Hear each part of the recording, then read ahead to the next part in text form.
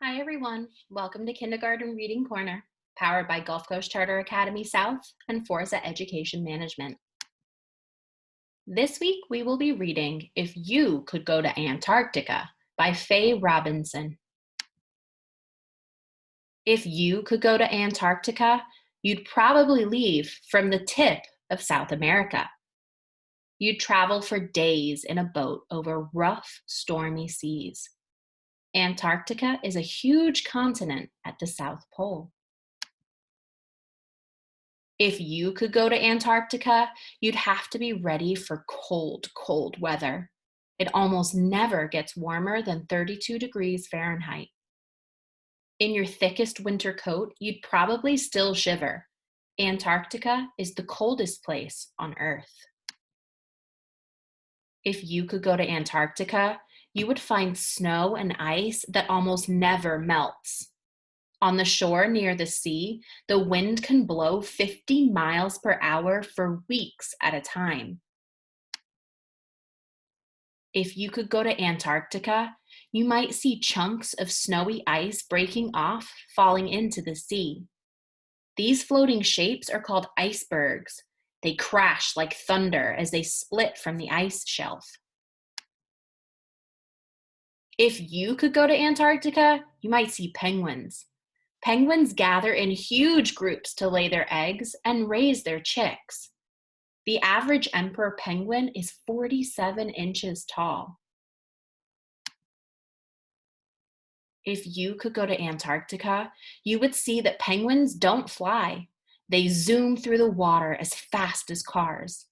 Thick layers of oily feathers keep the cold water away. Penguins slide across the ice on their bellies.